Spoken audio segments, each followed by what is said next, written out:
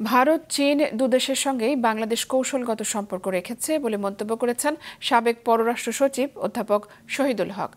বাংলাদেশ দুদেশের কাছেই নিরাপদ বলেও মন্তব্য করেন তিনি।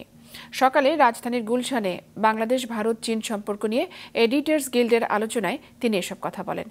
৭১-এ চীনের বিরোধিতা থাকলেও পরবর্তীতে তারা নিজেরাই সম্পর্ক উন্নয়ন করেছে বলে জানান সাবেক পররাষ্ট্র প্রতিমন্ত্রী শাহরিয়ার আলম। আলোচকরা বলেন, গেল ১৫ বছরে বড় রাষ্ট্রগুলোর সঙ্গে বাংলাদেশ ভালো সম্পর্ক তৈরি করতে পেরেছে। সম্প্রতি বাংলাদেশের ভেতর দিয়ে ভারতের রেল চলাচলের বিষয়টি নিয়েও আলোচনা হয়, সেটি এখনও চূড়ান্ত হয়নি বলে জানান শাহরিয়ার আলম। এদিকে তিস্তা বাঁধ প্রকল্প বাস্তবায়নে আবারও টেকনিক্যাল কমিটি হওয়ায় সমালোচনা করেন অধ্যাপক আইনুন Nishat. There are a couple of points mentioned যে এই পয়েন্ট থেকে সেই পয়েন্টে যাবে, এবং বাংলাদেশও ভারতের মাটির উপর দিয়ে নেপাল এবং ভুটানের বর্ডার বা যতদূর রেল লাইন আছে বা করা যায় ভবিষ্যতে সেই অংশটুকুতে তারা কাজ করতে পারবে।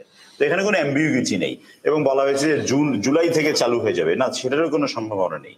কারণ হচ্ছে ট্রায়াল হবে ৩টি, সেই ৩টা ট্রায়ালের উপরে বেস করে ফাইনাল এগ্রিমেন্টের দিকে দুটো সরকার যাবে, এবং সেখানে বলা আছে যে ৬ মাসে অন্তত একবার কমিটি বসবে। এই দুটো দেশের সাথে বাংলাদেশের একটা স্ট্র্যাটেজিক রিলেশনশিপ আছে।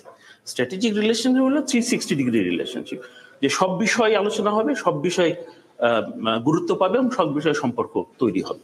বাংলাদেশ কিন্তু ভারত এবং চীন দুটোকেই ঠিক ডেভেলপমেন্টের অ্যাঙ্গেল থেকে দেখে। তারা partner in development, both in economics and business.